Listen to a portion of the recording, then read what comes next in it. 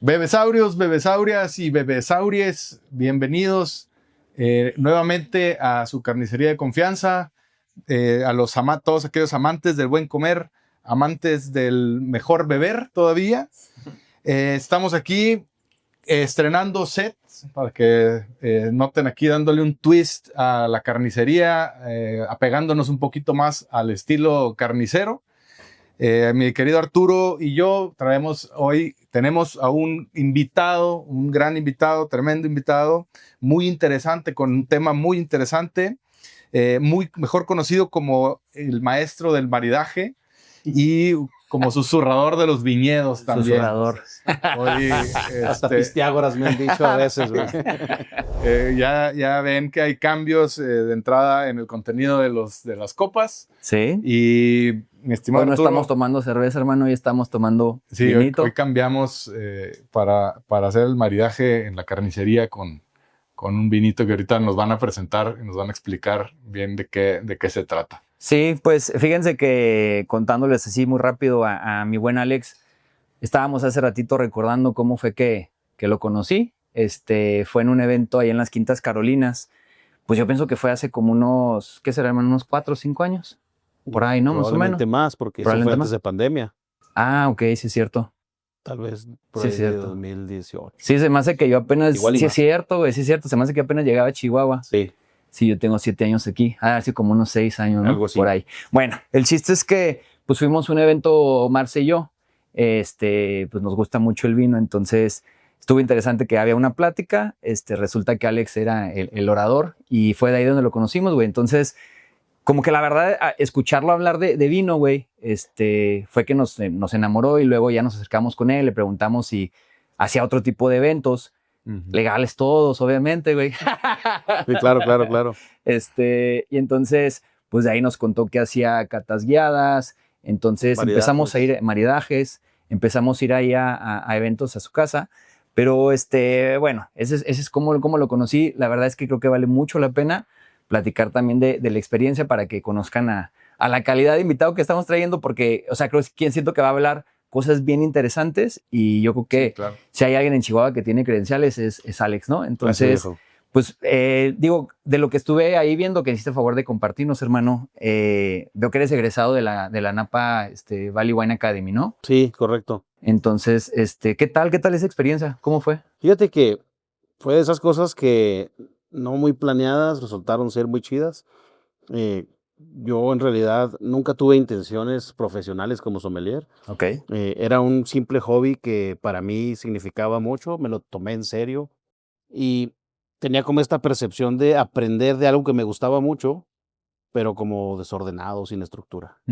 Cuando aprendes tú solo algo, todo puede ir muy bien cuando llevas una guía muy estructurada, ¿no? Pero cuando en el tema del vino hay tantas opiniones, tantas teorías, tantas corrientes, que si los franceses, que si los españoles, que si los italianos, sentía como desorden en mi mente y yo soy una persona así como que me gusta la estructura. Ingeniero, Y a fin de entonces, cuentas, sí, ¿no? dije Que yo, fíjate que eso es algo interesante, güey. O sea, haz de cuenta que, perdón, te No, interrumpí, dale, pero hablando, tenía que hacer ahí el paréntesis, güey. A mí me impresionó mucho porque yo cuando lo conocí, güey, pues dije, este güey seguramente ha de ser enólogo, ¿no? O sommelier. Y pues sí, evidentemente es sommelier, güey. Pero también es ingeniero, mamón, ¿no? Entonces, o sea, como que... Y luego, después viene el tema del vino. educador por vocación y Ok. ya después sommelier por pasión. ¿Qué hubo, güey? Por ahí va. No, la verdad es que eso a mí se me hizo bien interesante. Y creo que se nota, güey. O sea, ahorita que estoy analizándolo, el que seas ingeniero creo que se nota también mucho con la estructura que tú das a tus experiencias, ¿no? O sea, porque hacer un evento con Alex no es como que nada más comer o nada más tomar, güey. O sea, implica toda la experiencia, todo el setting que arma. Claro. Se arma como un storytelling. Entonces, Y hay eso a un mí guión se de me por hace- medio. Antes que la receta, el guión es lo primero que sale, así que por ahí va la onda. Pero sí, fíjate que fue una cosa rara. Yo, como ingeniero, ejerciendo como ingeniero, Ajá. siempre fui muy fan de la cocina, siempre me encantó cocinar. Me dijo Arturo una vez, oye, ¿cómo es que un ingeniero terminó de sommelier? Y yo le digo, es que yo a veces siento que es al revés. No sé cómo un cocinero terminó de ingeniero, güey, no sé, porque Lo mío es la cocina. Toda la vida lo disfruté desde bien chavo. Desde adolescente yo estaba ahí en la cocina con mi mamá haciendo pininos. Y una cosa lleva a la otra, ¿no? Cuando te gusta la cocina, no se trata de si vas a llegar al vino o no, se trata de cuándo llegas. Pero ¿qué crees que fue lo que te llevó a la cocina? O sea, como buscabas, o sea, estaba padre la experiencia de cocinar junto con tu mamá, o sea, ¿qué fue lo que te empezó como a Fíjate que enfocar no allá? por cocinar con ella, porque en realidad era cocinar en su ausencia, precisamente como para poner Ok. mi grano de arena en la casa. Ah, ok, Mi mamá y mi papá ok. trabajando. Entonces yo le adelantaba a la aportación. cocina, sí. Y yo creo que más bien tenía que ver con seguir un proceso. Como la receta tiene una secuencia, tiene una lógica, tiene unos ingredientes, y yo me divertía con seguir esa estructura. Y me gustó, y además tengo que decirlo, el placer mayor que yo encuentro en la cocina es el placer de cocinar para otros. O sea, para mí no hay mayor satisfacción que ver a la gente disfrutar lo que yo cociné. Y eso es algo, pues, bien chido que no se paga con Te aplausos ni digo nada. algo, te digo algo, güey. Eso es como, ahorita como que estaba haciendo así el recap, ¿no? De lo que hemos platicado, por ejemplo, con el Mike, ¿no? De los vikingos, que Sí. decía, o sea, para mí lo que me gusta es ver la reacción de la gente, o sea, el Exacto. impacto que yo puedo crear en la gente. Entonces, creo que eso es totalmente un artista. Este güey es un artista de la cocina, güey. Sí, sí, O sea, y nos lo dijo también Ricardo, el bebé Rodríguez, bueno, el Ricardo Rodríguez, que es boxeador. Me encanta ver la cara que ponen cuando les pongo un chingazo, güey, o algo así, ¿no? No, me más bien encanta ver el que- pinche miedo que les da cuando No. les va a apagar el switch, güey. Sí, no al otro peleador, pero al público, no sé si Ah, que le gustaba quiero- dar quiero como darle a la gente- faena, güey. Quiero darle un buen espectáculo a la gente, Claro, porque güey. quiero prender también al público y que sea un buen espectáculo, ¿no? Entonces, Sí, como siempre que hay una ese poca elemento de la retroalimentación que Exacto. recibes, Y hay ¿no? una poca de adrenalina ahí, con la expectativa que generas, porque planteas un evento, diseñas un menú, mandas un flyer con una temática y la raza te entrega su confianza. Entonces, vienen a ti, sea en un restaurante, sea en una casa, sea en cualquier venue, con la intención de disfrutar algo que tú propones. Una Entonces, idea que sí, tienes tú tú y lanzas estás en el suelo, tú ejecutando, generas ¿no? la expectativa y ahora hay que cumplirla. Claro. Entonces, ese proceso de te vendí la idea y la compraste, Ujú. ¿te gustó? Ahora te la tengo que entregar. Es chida esa onda. Y justo llegué al vino en mi afán por mejorar mis cenas. O sea, yo ya cocinaba, ya tenía yo así como que esta onda de diseñar un menú, ofrecerlo con una temática en específico. Ujú. Y a la gente le gustaba y todo, pero yo sentía como esa ausencia de algo que hiciera la experiencia redonda. Ese elemento. Y muy pronto supe que era el vino, pero no tenía la competencia. Entonces empecé a darle por mi cuenta y empecé a estudiarlo, a leerlo, a practicarlo. Muchas horas hígado después me di cuenta que había que estudiarlo. Es un tema Sí, bastante sí, sí. complejo. Que no era nomás probarlo y Sí, no, eso no tomártelo. es como que por experiencia. Ahí sí hay que leer No un es solo chingo. empírico. Entonces, A mí ahí hasta donde me da el brazo, güey. de ahí para acá. Qué bueno que hay Sí, no. profesionales de esto. Pronto me di cuenta que era un tema, además de serio por el contenido y lo que implicaba, apasionante sobre todo. Sí, cómo no. Entonces, puedo decir que le puse una pausa a mi pasión por la cocina para dedicarme a aprender el vino y luego ya después sucedió lo bonito, ¿no? Que se integraron las dos cosas y pues lo que ahora hacemos con mucho gusto. En la industria del vino llevas 10 años, ¿no? Sí, Ok. sí, y ya un poquito más. Y después de tantos vinos descorchados, ¿qué recuerdas que haya sido como una de las experiencias más padres que has tenido en el mundo del vino? Uy, pues hay un montón, pero siempre disfruto mucho cuando se trata de vino con la cocina regional. Ok. O sea, a mí me encanta cocinar cosas, no sé, asiáticas, italianas, o sea, de muchas cosas, pero disfruto un chingo cuando se trata de cocina mexicana. Ok. Y cuando se trata algo de muy regional, es algo padre. Pero así como algo que me sorprendió mucho, por ejemplo, en una clase que tomé con un maestro inglés, él hacía una relación de mucha armonía entre vinos espumosos como el champán, Ujú. con platos muy especiados, Ok. con platos con muchos ingredientes, con platos muy complejos. Y explicó la base de la armonía y el porqué de las cosas. Y en mi mente conectó así como, ¿qué plato especiado tenemos en México? Y pues vino el mole en caliente a Sí, mi mente. Dije, pues vamos a hacer un maridaje de mole con champán o mole con espumosos. con espumosos. Entonces hicimos una cena con 5 versiones de mole.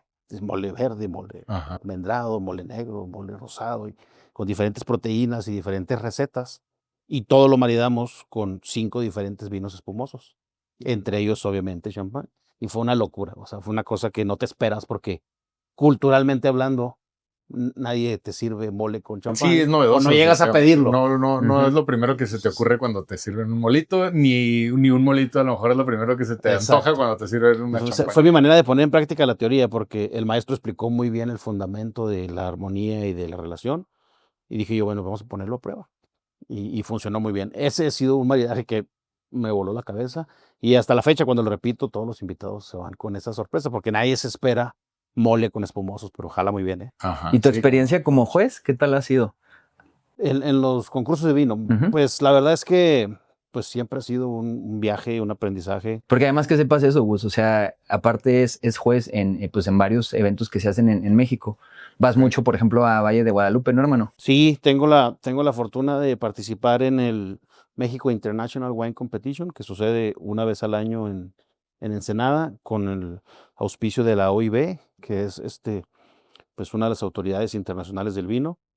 Y también recientemente la invitación al Concurso Mundial de Bruselas, en su versión internacional y en la versión México Selection, que por cierto, pues voy a meter el gol de una vez. Este año viene a Chihuahua, el México Órale. Selection. ¿En serio? Sí, es una ¿Cuándo buena va a noticia. ser eso? Eso viene en la penúltima semana de noviembre, Ok. del 17 al 22 específicamente. El México Selection del Concurso Mundial de Bruselas viene a Chihuahua por segunda vez, pero quiero decir que en realidad se está aprovechando en esta ocasión porque la anterior nos pegó la pandemia. Entonces estaba planeado para el 21, no se pudo por la pandemia, se celebró en el 22 con muchas restricciones, en realidad no lució el evento.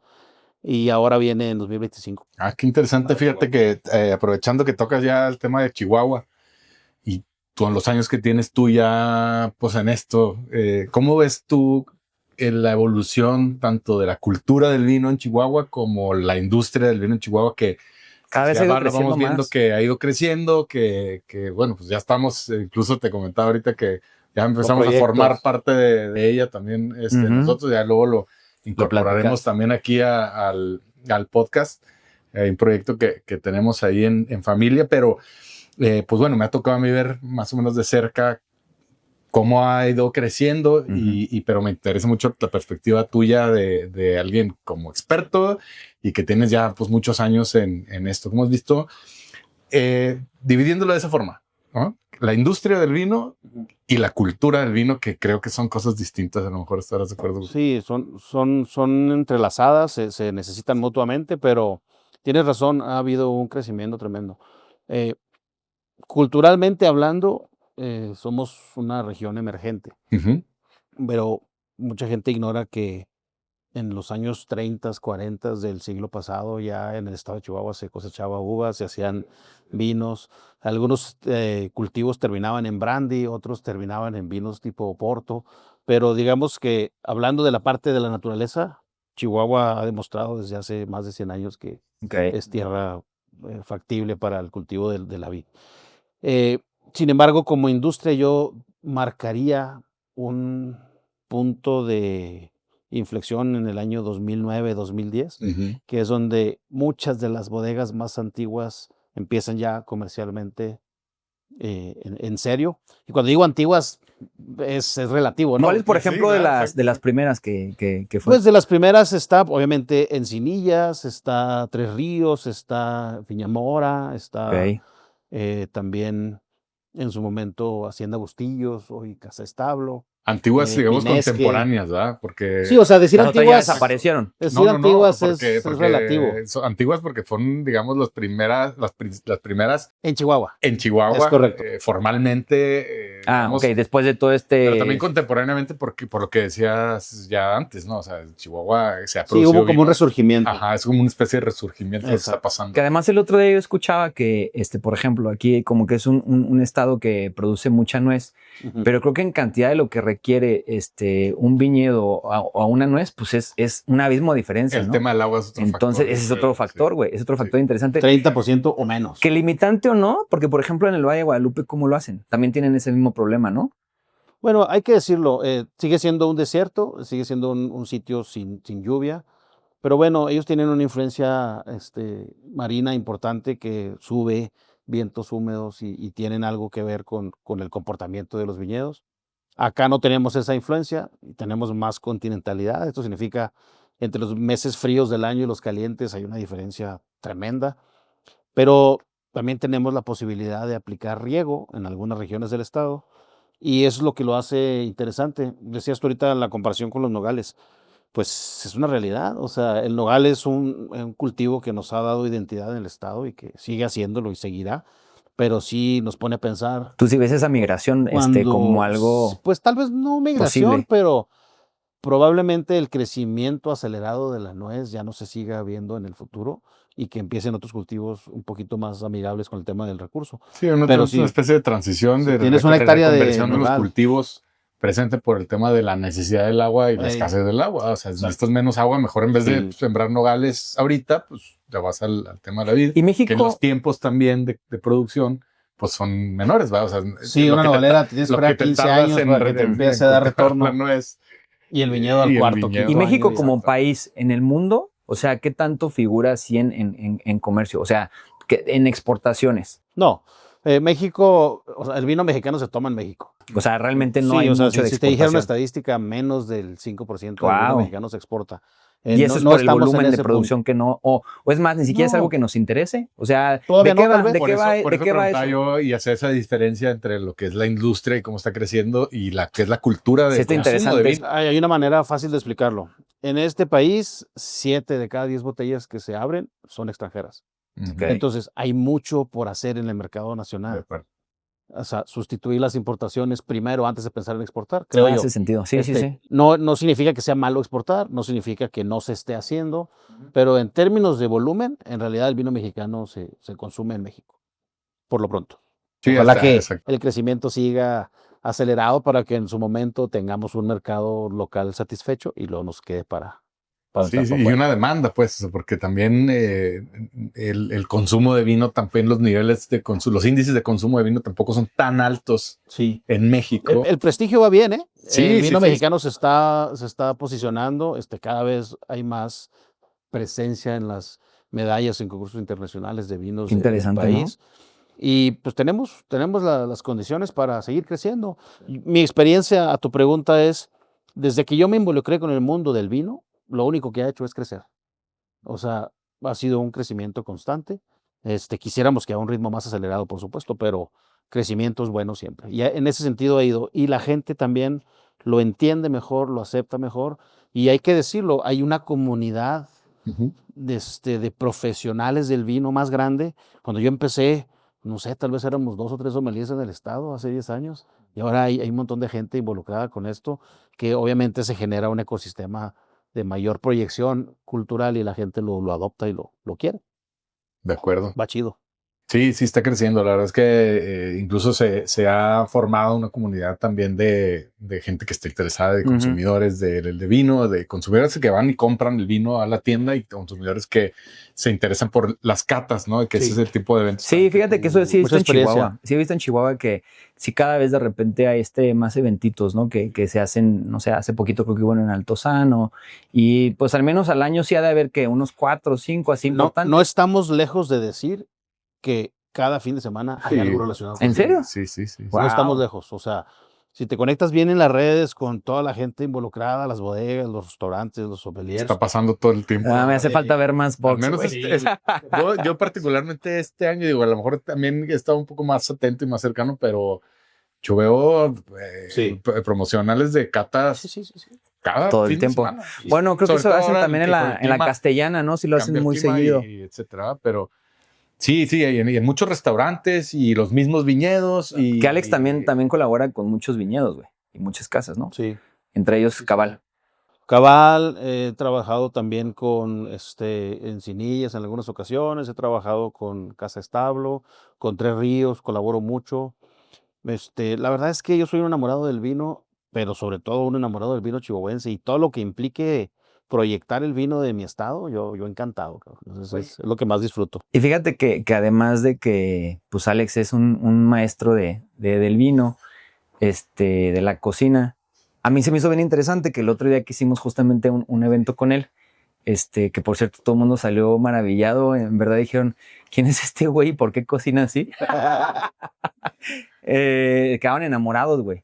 Güey, nomás cálate. Una de las cosas que yo creo que fue de mi platillo favorito, una costilla montada, güey. O sea, pero literal estaba tan jugosa y tan suavecita la carne, la podías desprender del hueso, güey. O sea, una cosa espectacular. Pero bueno, en ese evento estaba platicando con Alex y me empezó a contar un tema que la neta se me hace bien tripeador, güey, ¿no? O sea, que te dice, güey, pues tú sabes que el encargado de construir el sabor es el cerebro, ¿no? O sea, como que dices, la boca y la nariz son instrumentos periféricos, pero la computadora principal es el cerebro, ¿no? Entonces, cuéntanos de eso. La verdad es que sí estuvo bien interesante ese probadita que me diste, güey. De eso, es un tema bien apasionante porque eh, en cierta forma es como una injusticia lo que sucede sensorialmente hablando. Claro. Como tu boca es el mecanismo con el que procesas el alimento, hay muchas maneras de verlo y una es asumes que la magia sucede en la boca cuando en realidad hay otros elementos igual o más importantes para la construcción del sabor.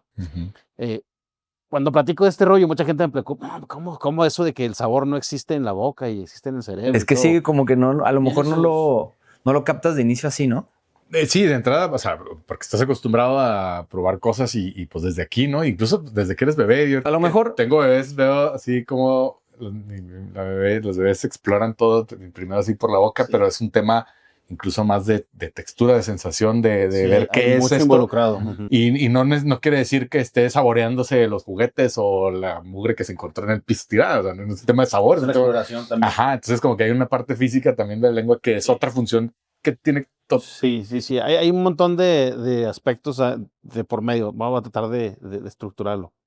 Eh, Como cuando nos dicen que hay algo que se llama el espectro de las frecuencias, ¿no? Ujú. De la luz, y que la luz viaja en el aire a través de ondas, pero que el ojo humano no tiene la capacidad de ver o de interpretar todas las frecuencias y que hay un pequeño rango en ese espectro que es nuestros colores y que es esa luz que tus ojos captan, pero finalmente hay una señal que llega al cerebro y se interpreta y le colocamos, digamos, el color a esa frecuencia. Ok. Es una manera de ver Y luego el el tema de la nombre. luz. Además, y luego en el olfato o en el sabor sucede lo mismo. Confundimos muy frecuentemente gusto con sabor. Entonces, como decía ahorita Artur, el cerebro es la unidad de procesamiento. Ahí es donde las cosas suceden, es donde tenemos esa capacidad de procesar. ¿Procesar qué? Lo que tenemos a nuestra disposición. Ujú. Esos recursos periféricos que decías. Entonces, el olfato es uno, muy importante, sin duda. El gusto o la boca también es muy importante. Pero por gusto entiéndase dulce, ácido, salado y amargo. Y el umami que los asiáticos también Ujú. estructuran. Pero finalmente, en tu boca puedes percibir dulce, ácido, salado y amargo. Pero además hay tacto, porque puedes ponerle texturas Exacto. o una percepción táctil Ajá. en la lengua, no solo en las manos o en la piel. Entonces, el sabor hasta ahí todavía no existe. Ok. Cuando el cerebro recibe toda esa información que tiene del olfato, del gusto, del tacto en la boca, construye ese sabor Ok. con toda esa información disponible. Ok. Pero eso es una cuestión desde la parte fisiológica. Es decir, sí hay una explicación científica de cómo es que La vista también los tiene que ver. volátiles aromáticos llegan a tu nariz y tenemos células olfativas que leen esa información, se la mandan al cerebro, el cerebro la interpreta. Lo mismo con las papilas gustativas en la boca. O sea, es una parte fisiológica. Pero el sabor también no puede desprenderse de una, digamos, dependencia también psicológica. Ok. Porque le asocias dos cosas bien importantes, que son la memoria y las emociones. Entonces, Claro. el sabor es una construcción, vamos a decir, una integración multisensorial. El olfato es una cosa, el gusto es otra, el tacto a través de la boca es otra, la memoria y las emociones de por medio. Ujú. Entonces, el ejemplo que siempre uso es, ¿ya viste la película de Ratatouille?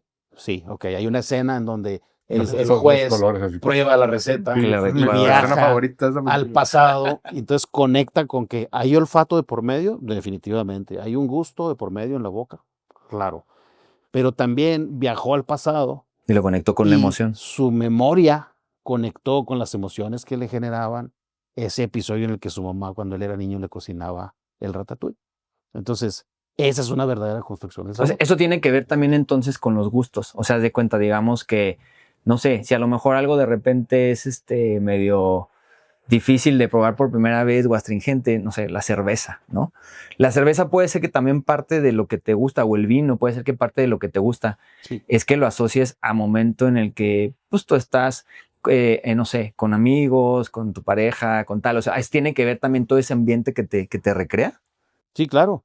Por eso cuando vas a un restaurante muy elegante, muy bien iluminado, con unos manteles blancos súper limpios, todo está perfectamente diseñado, el interiorismo, el ambiente, la música en el volumen correcto, los meseros bien presentados, te va generando un contexto de armonía, de disfrute, Ujú. que predispone a que cuando llegue tu plato y tu vino, todo está puesto para que emocionalmente o sensorialmente estás positivo en eso.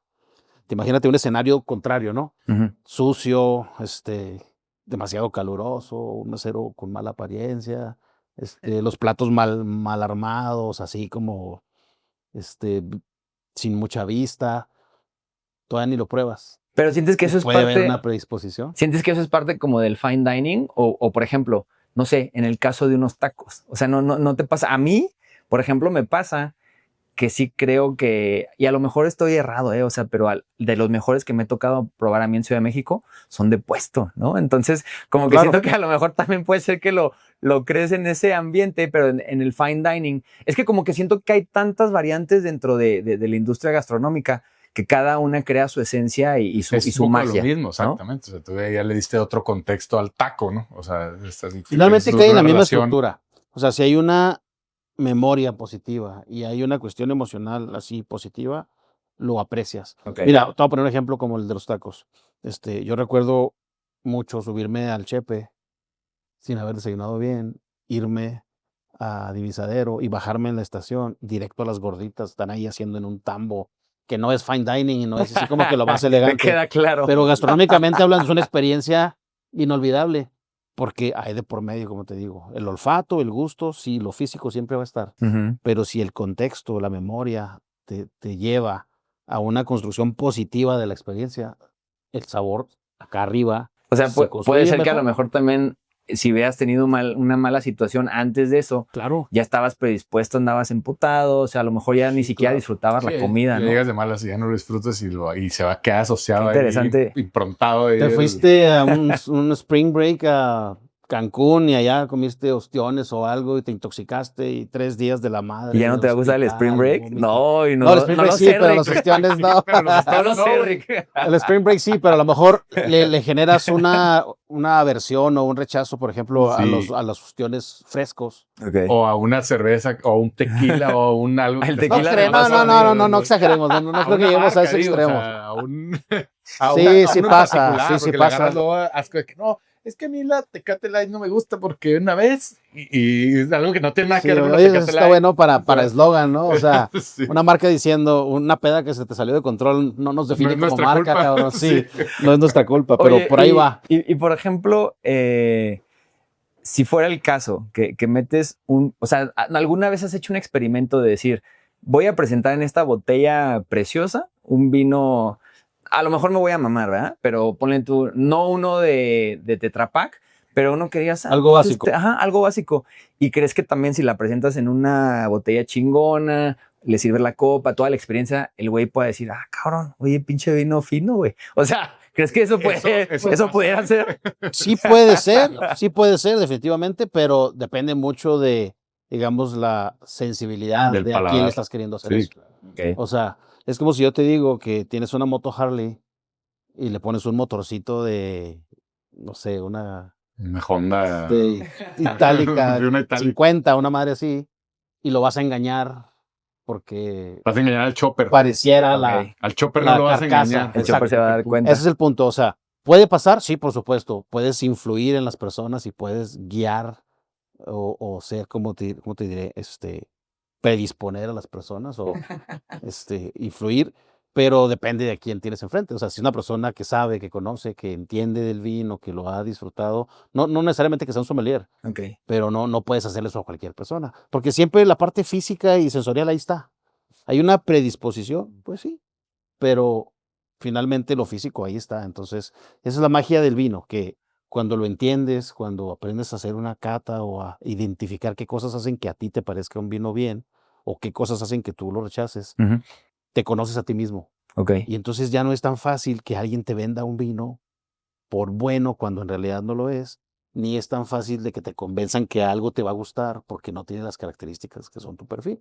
Ok. Es como en todas las industrias, o sea, se puede influir, sí, pero siempre la parte física, real, ahí está. La parte de ser sommelier, ¿cómo es ese proceso? ¿Cómo vas educando tu paladar? O sea, claro, ¿no? O sea, pues han de ser un chorro de Ahora sí, copas que hígado. tomaste. Ahora sí, hígado. Ahora sí, hígado, exacto. Pero no sé, también experimentan con algún otro tipo de dinámicas, o sea, como para ir detectando olores, Sí, ¿cómo vas haciendo esa imagen? lo primero que te puedo decir es que es un entrenamiento. Ujú. O sea, así como un boxeador entrena para su pelea, un sommelier entrena su olfato para estar listo para retos sensoriales, vamos a llamarles así.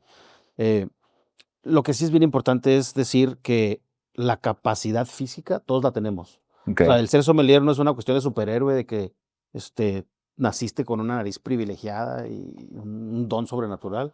Eso es No mamá. lo veo así. Es una capacidad que todos tenemos, solo que no todos la desarrollamos con un entrenamiento.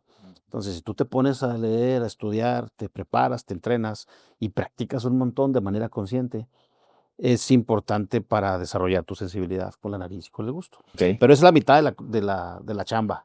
Ok. La otra mitad es, hay que estudiar mucho porque hay que entender que lo que la copa te transmite, sensorialmente hablando, no es casualidad. O sea, es resultado de algo, Sí. de una región, de un clima, de una uva, de un estilo de vino, de una cierta tecnología, de un cierto tiempo. Entonces, entender el vino no es solo tener una nariz entrenada, es también tener acá el conocimiento para poder indexar una cosa con la otra y que lo que sensorialmente lees aquí tenga sentido con lo que estudiaste.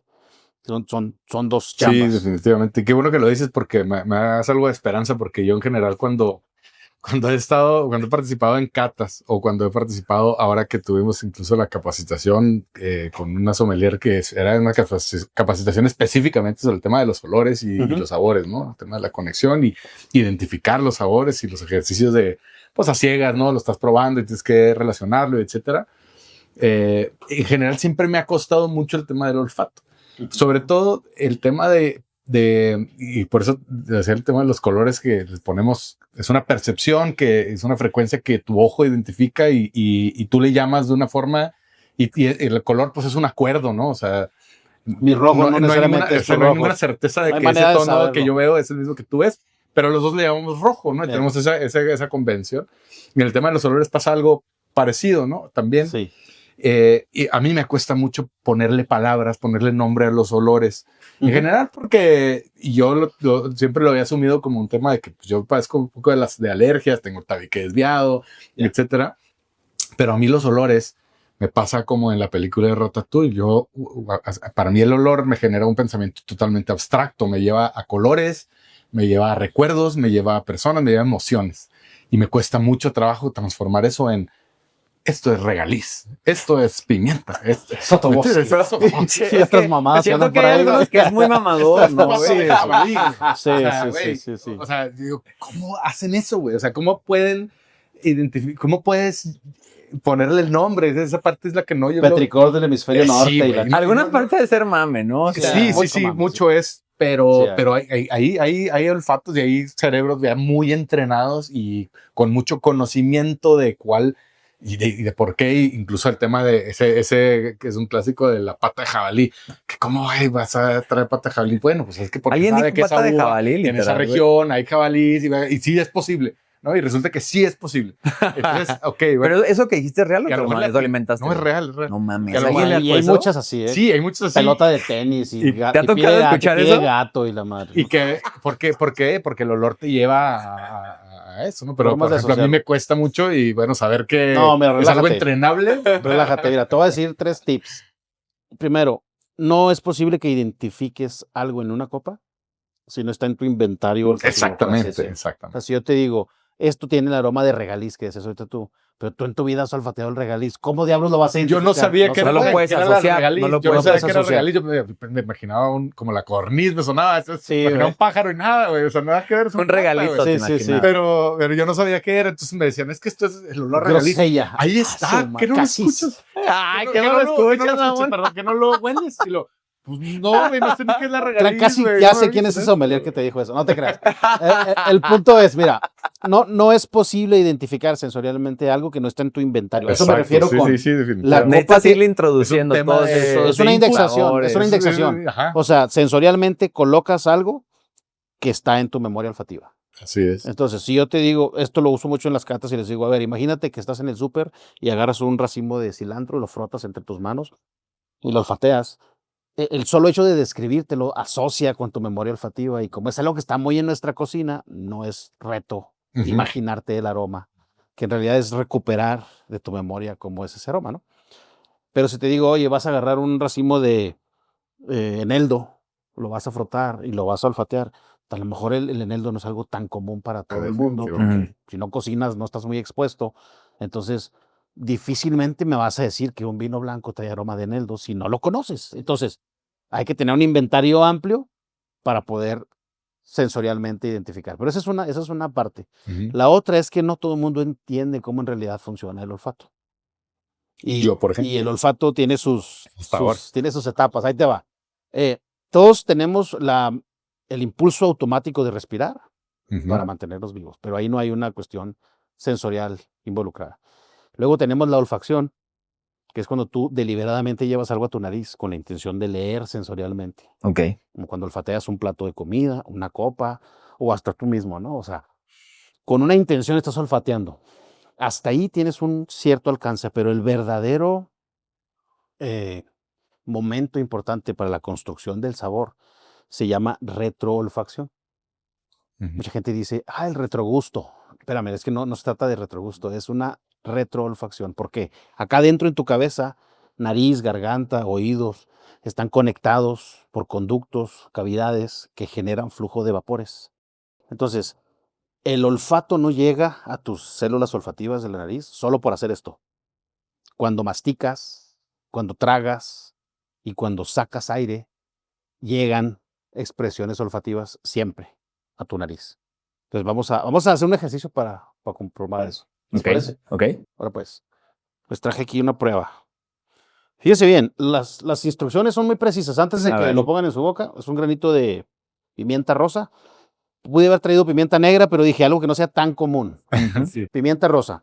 Fíjense bien, la clave va a ser, nos vamos a tapar la nariz.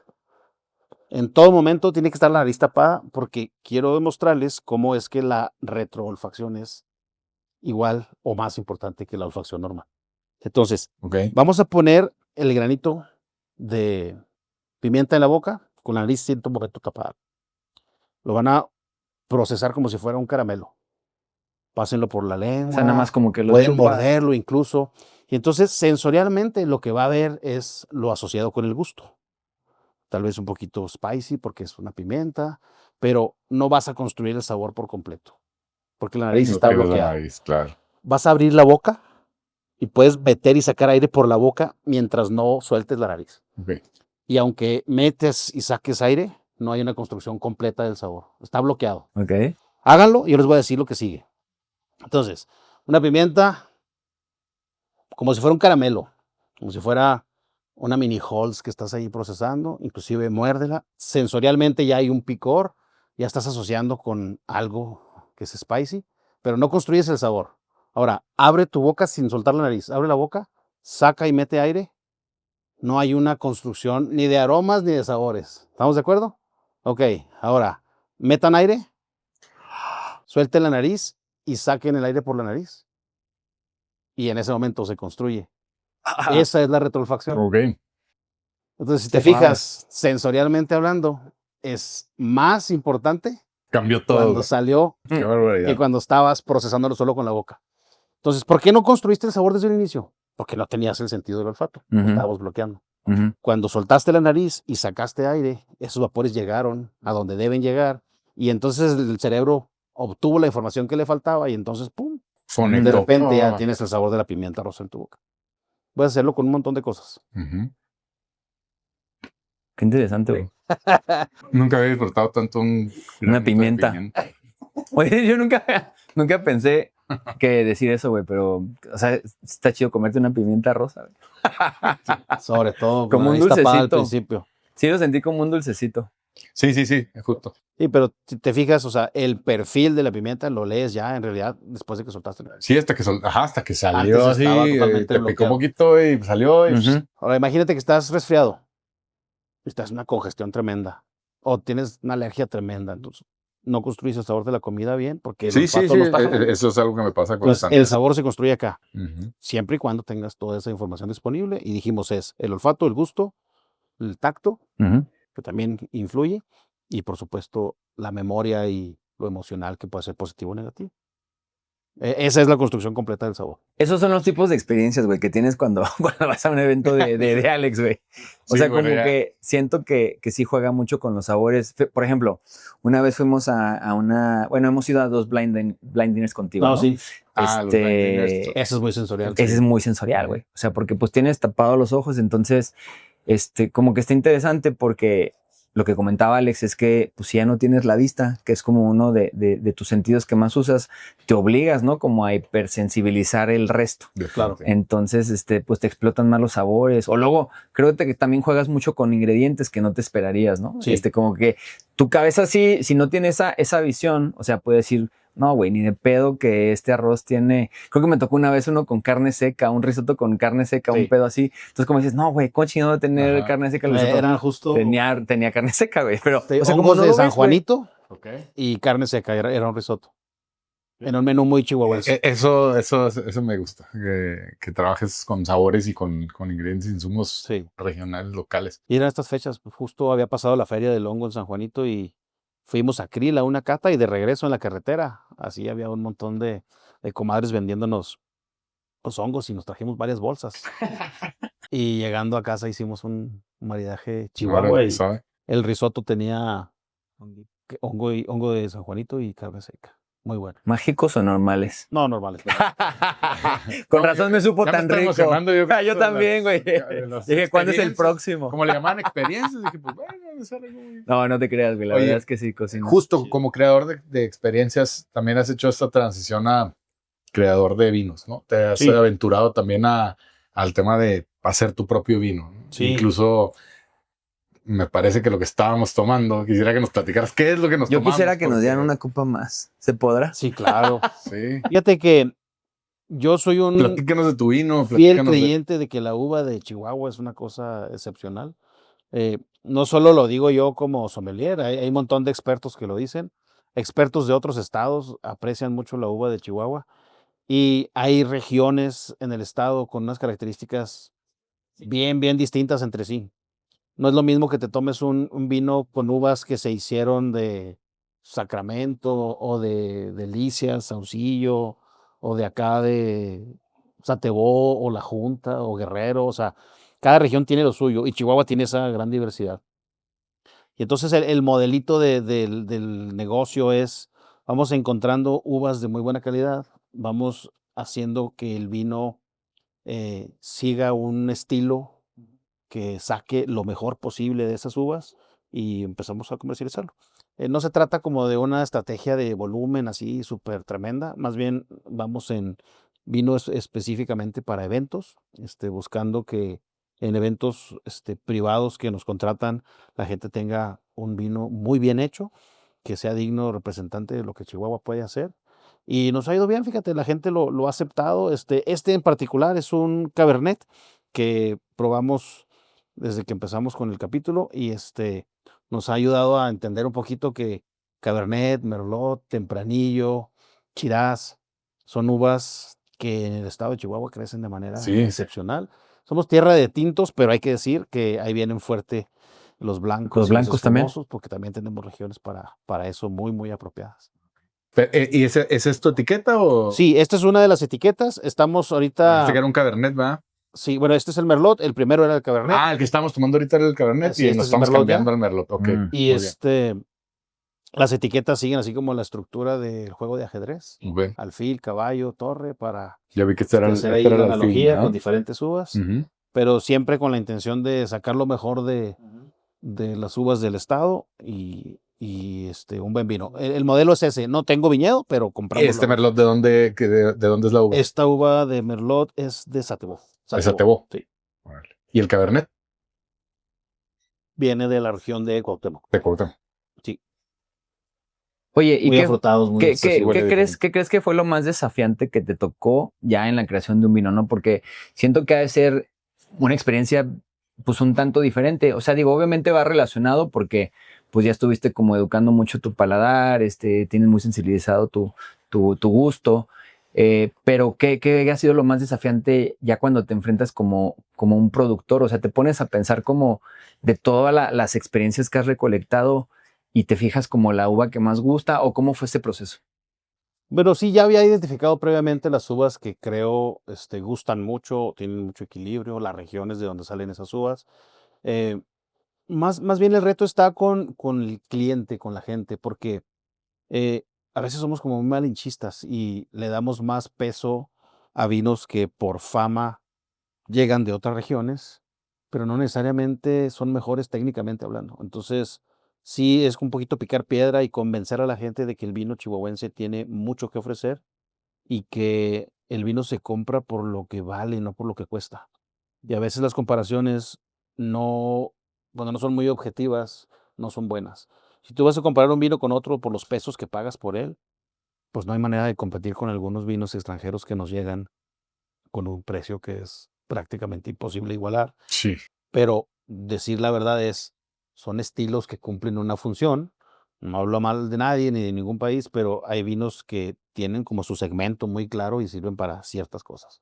El vino chihuahuense hasta ahora ha seguido un estilo más artesanal, más robusto, más expresivo, más cuidado. No cuesta lo mismo, por supuesto que no. Es un proceso más costoso, digamos, pero técnicamente hablando, las comparaciones no son óptimas cuando se hacen por el peso. Y eso tiene que ver con el volumen de producción, Sí, por obviamente. supuesto, punto de equilibrio y todo. Justo eso es lo que hace que sea difícil competir con vinos importados.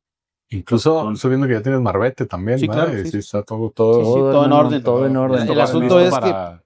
es una industria de escalas. El vino Sí, sí, sí. es algo complicado en términos de escala y eso es justo lo que hay que entender.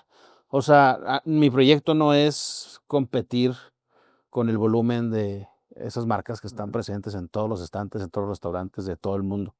Es para la gente que entiende el vino de Chihuahua, para la gente que quiere aprender de vino de Chihuahua y para la gente que quiere abrir un poquito su paladar a lo que aquí se está haciendo bien y compararlo con otras cosas que también le gustan. Y eso Sí, es claro, algo esa parte válido. es un elemento que pues tú incorporas en las experiencias que tú Sí, claro, desarrollas por y, pues supuesto. bueno, se va cerrando ahí el círculo, ¿no? Sí, sí, También sí. es un Y si no le tema gusta, no me lo paga y así le hacemos para que se convenzan. de acuerdo, de acuerdo. ¿Cómo ha sido esa experiencia, por ejemplo, de aceptación de los chihuahuenses? O sea, ¿tú crees que sí ha ido creciendo y se ha ido permeando ese gusto por el vino local? Sí, la verdad es que ha crecido mucho. Mucha gente que se ha involucrado en el mundo del vino ha impulsado ese crecimiento. Pero el mejor consejo es, si tú quieres comparar un vino chihuahuense con el vino de otra región o de otro país, hazlo, pero no confíes en tu memoria como para decir, este vino está mejor o peor que el vino que me tomé hace una semana o 15 días. Eso es prácticamente imposible. Inclusive entre un sommelier acordarte cómo estaba el de hace una semana para comparar lo que tienes abierto hoy no es objetivo, pero si tienes 2 copas abiertas al mismo tiempo Ujú. y agarras ese vino favorito importado que tú compras seguido porque es el de batalla para tu casa, y luego le pones un vino chihuahuense enseguida y abres las 2 botellas al mismo tiempo y tienes la oportunidad de comparar, bueno, esa es una comparación más objetiva Sí, cómo que no. te va a dar un resultado más satisfactorio para Chihuahua, sin duda. Ese es un buen consejo. Y es lo que yo hago en los eventos, o sea, yo no digo que solo trabajo el vino que yo promuevo, ni solo trabajo el vino chihuahuense, e inclusive no solo trabajo el vino mexicano, pero siempre trato de meter algo de mi región o de mi país en todas las experiencias para que sea una justa promoción de lo que podemos hacer aquí bien.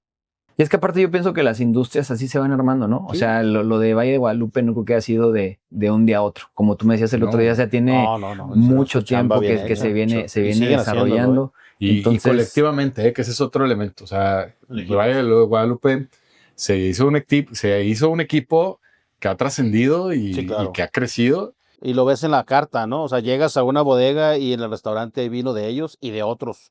Entonces dices, Eso- órale, está bien esa apertura, está padre. sí, es algo que se está desarrollando en Chihuahua y que creo que hasta cierto punto se ha hecho bien. Sí, lo que nos hace falta es impulsar la gastronomía regional. De acuerdo. Porque esa fórmula que para ellos funciona muy bien es, tengo muy buena cocina, tengo muy buen vino, pues vamos a proyectarlos juntos. Sí, para Aquí, crear un producto ese- turístico también que exacto. atrae ya.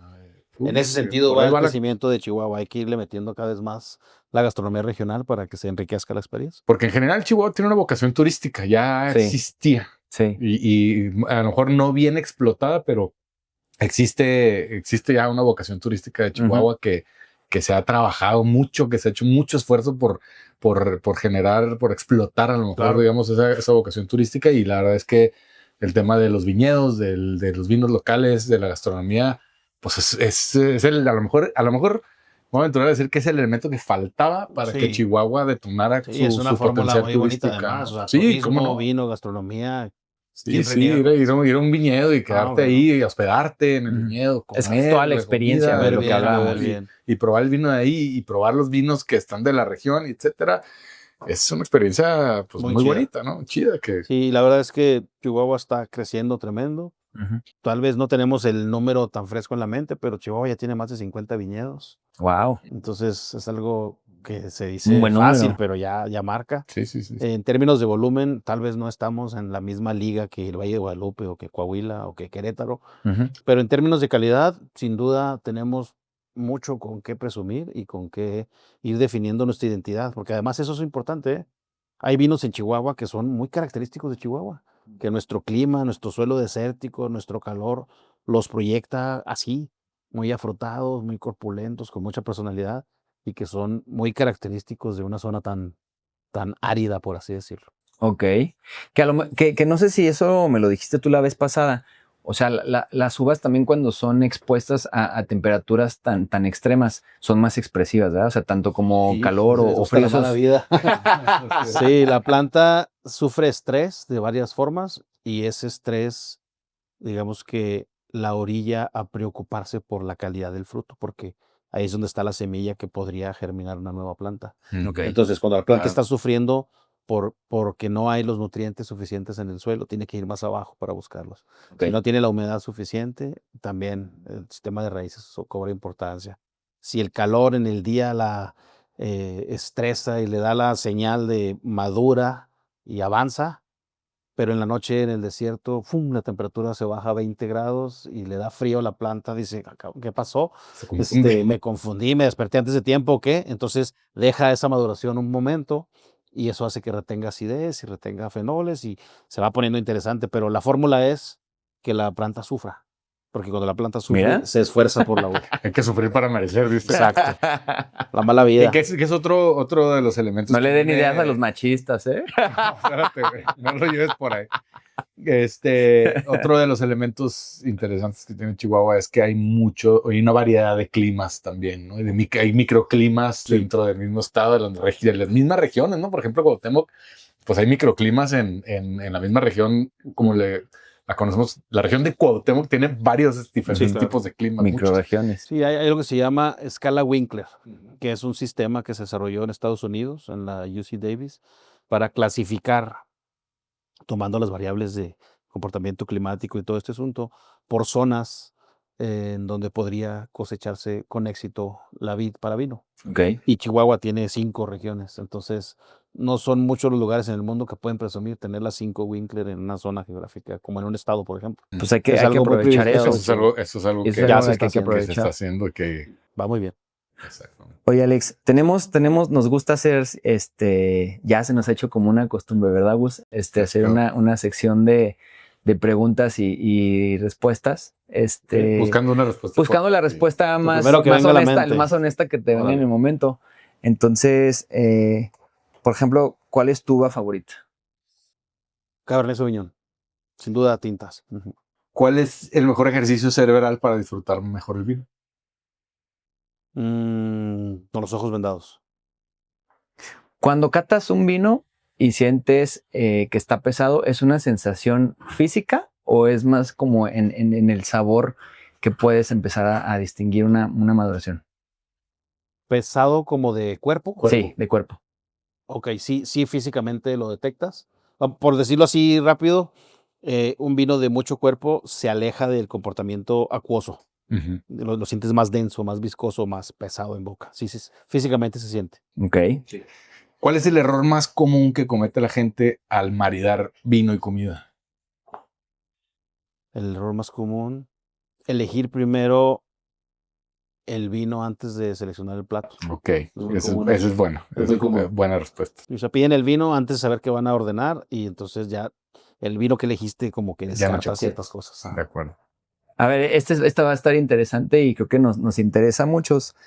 ¿Cuál es el mejor truco para hacer que cualquier comida o vino sepa mejor, según la experiencia como sommelier y experto en la cocina?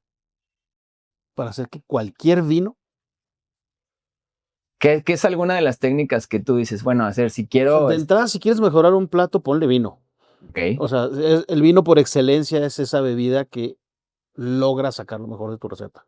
ok, O sea, se puede maridar con cerveza, sí, se puede maridar con agua fresca, sí, también. Pero el maridaje con vino, creo yo, es esa interacción que más va a sacar de tu receta, de entrada. Y la segunda que yo aconsejaría es no permitas que en el paladar se convierta en una lucha de poder. Es decir, cuida que el vino y el plato estén en la misma liga de intensidad, ok, que no compitan por un protagonismo en la boca. Un vino muy dominante opaca una receta más suave, o una receta muy pesada inhibe la expresión de un vino muy suavecito. Entonces, si vas a ponerle un vino intenso, pues que la receta traiga con qué empatar esa característica del vino. Si la receta es suave, ponle un vino que esté en la misma liga. Esa es como la regla de oro de un maridaje. Ya después hay trucos. ok. En España dicen que no te lo den con queso. Es una manera de decir un vino que maridado con queso, Ujú. proyecta más su carácter porque los lácteos, la grasa, la acidez del queso tiene una buena interacción con el vino. Entonces, aunque el vino no sea muy bueno, le va a ir muy bien con queso. Entonces, Ok, entonces cuando ese estás es un buen evaluando truco, un güey. vino, Ven con queso, ya sí, te o gané. sea, cuando La vas a próxima evaluar vez- un vino, La próxima dices vez que invite a alguien, güey, va a que no comprar te lo un den padre con quino, queso. güey, y unos pinches quesazos. Sí, el vino tiene sus novias, ¿no? Pan, queso, carne, sal, hacen que las características del vino luzcan más.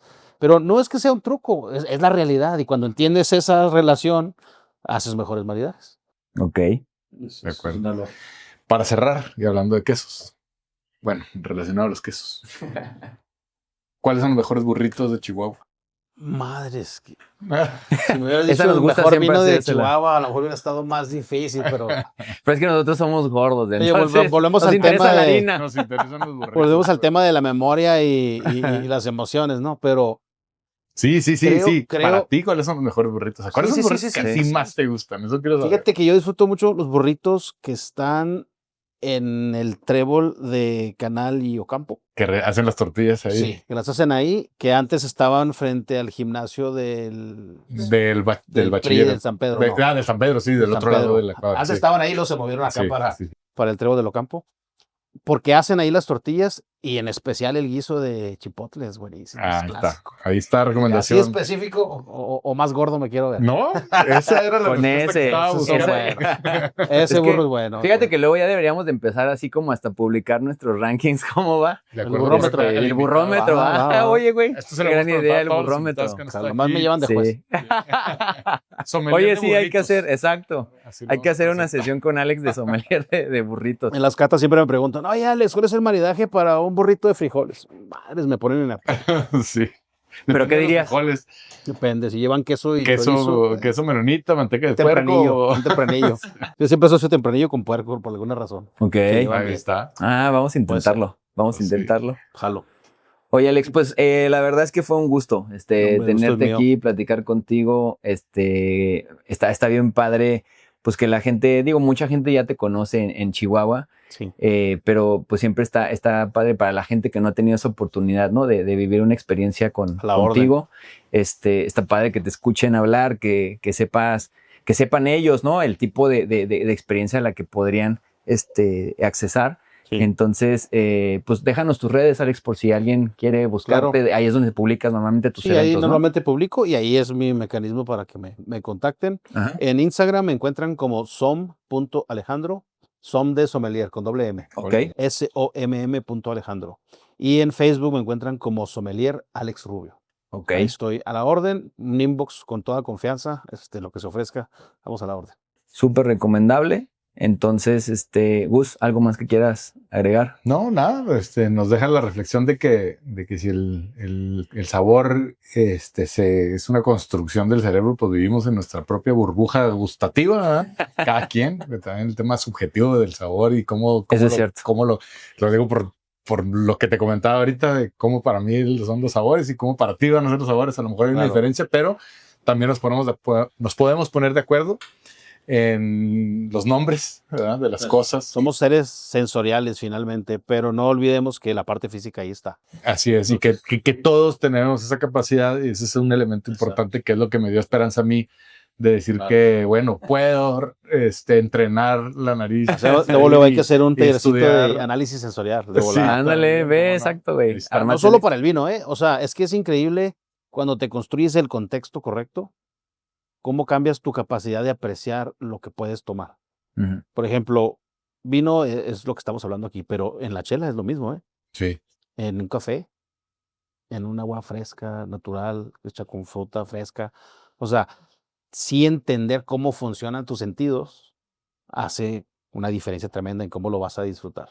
Entonces yo un día dije, me voy a dedicar a esto, pues tengo que entender cómo funciona mi narizota, si no, me muero de hambre. Sí. Entonces por ahí va la cosa. Pues no nos resta más que, aparte de disfrutar y ya sentir los efectos, porque yo ya sentí el kick de la segunda copa. No nos queda más que brindar, decir salud. Cheers. Alex, Gracias. Gracias a ustedes. Gracias, Besaurios. Salud. Salud. Y la producción vacía.